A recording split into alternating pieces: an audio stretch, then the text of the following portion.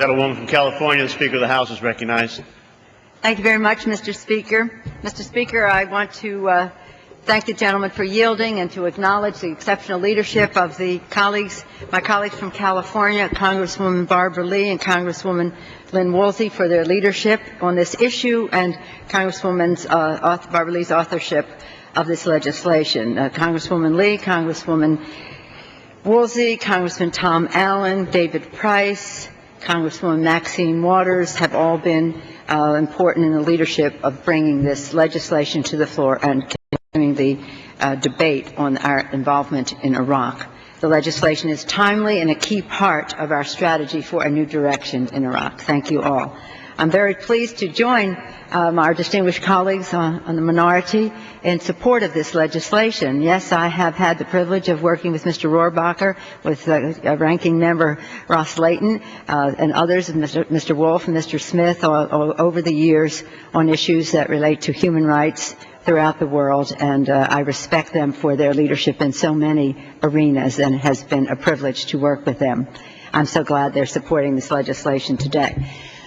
Mr. Speaker, I think it's very important for us to measure any initiative in relationship to the war in Iraq against the backdrop of what does this do to contribute to a vision for stability in the Middle East.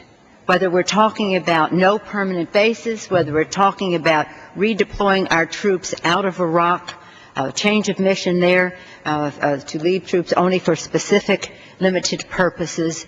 This is what the generals have told us. General Odom, for one, has said any vision for stability in the Middle East must begin with the redeployment of troops out of Iraq. So too this issue today, no permanent bases. Yes, our colleagues are correct that this has been brought before the Congress before and has been passed into law. But the fact is that it may not have been heard adequately by the administration, and certainly not by the people in the region. This legislation clearly signals that the United States does not seek a permanent military presence in Iraq. This action is necessary to clarify confusing and contradictory statements from the administration regarding our nation's long-term strategic relationship with Iraq. In its final report, the bipartisan Iraq study group recommended that the United States clearly state that our nation does not seek permanent military bases in Iraq or to control Iraq's oil. It did so to help shape, quote, a positive climate for diplomatic efforts, which are essential to ending the U.S. presence in Iraq and bringing greater stability to the Middle East. While the administration has previously indicated it would not seek permanent bases in Iraq, recent statements raise contrary questions. Administration officials have remarked that the President envisioned a continued military presence in Iraq, similar to our presence in Korea, where U.S. forces have been stationed for more than 50 years. Mr. Speaker, the American people have made it clear in the election that they want a new direction in Iraq that brings the troops home. The Iraqi people and regional powers must also be reassured that the United States does not seek to exploit Iraq, either by building permanent military facilities there or by exercising control over its oil. We can make that statement by passing this legislation overwhelmingly today as part of our strategy for a new direction in Iraq and for stability in the Middle East. The President's remarks in South Carolina yesterday were really saddening. Just when you think you have seen it all, just when you think you have heard it all, the President mentioned al-Qaeda nearly 100 times to justify his course of action in Iraq. Let us remove all doubt. This Congress, every single person here, is committed to fight the war on terror. But let us not represent what the troops in Iraq are doing. Everyone who examines the situation with knowledge says we do not belong in a civil war in Iraq. So, again, this President's statements give great cause for grave concern. And they crystallized why the Congress must continue to pressure the administration to change course in Iraq.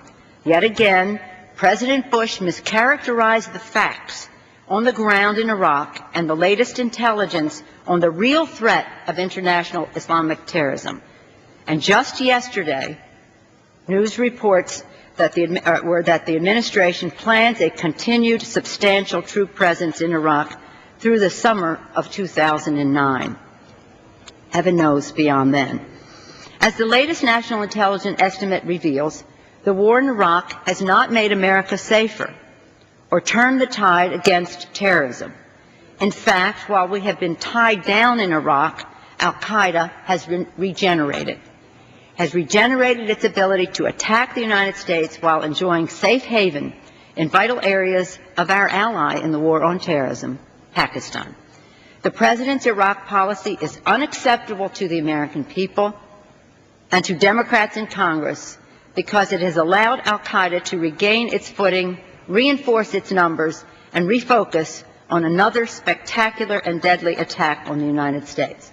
That is why we must change direction in Iraq and do it now before it is too late. Mr. Speaker, America cannot afford another 2 years of war in Iraq. We have already lost more than 3,600 brave Americans to this bloody conflict. There can be no discussion of the situation in Iraq without pausing to remember and acknowledge the sacrifice, the courage, and patriotism of our men and women and their in uniform and their families who have sacrificed so much for our country. We thank them, we honor them, and we think they deserve better than no plan for a redeployment of the troops out of Iraq. We have lost 4 years that could have been spent bolstering homeland security, strengthening counterterrorism efforts, and focusing all of the resources at our disposal on combating the global terrorist threat. Today's vote can again make clear to the President and to the administration, to the American people, to the people in the Middle East, to the people in Iraq, that the American people are opposed to a permanent military presence in Iraq. The American people are demanding a new direction. The Democratic Congress will go on record every day, if necessary, to register a judgment in opposition to the course of action that the President is taking in Iraq. The Democratic Congress will go on record every day, if necessary, to fight for a redeployment of our forces as a central element of a new direction strategy for Iraq. I urge my colleagues to vote in overwhelming numbers for this important legislation. And again, I thank our colleagues, Congresswoman Lee, Congresswoman Woolsey, Congressman Allen, Congresswoman Maxine Waters, and all the Congressman David Price, and all the others who played such an important role in bringing this legislation to the floor. Thank you. Thank you.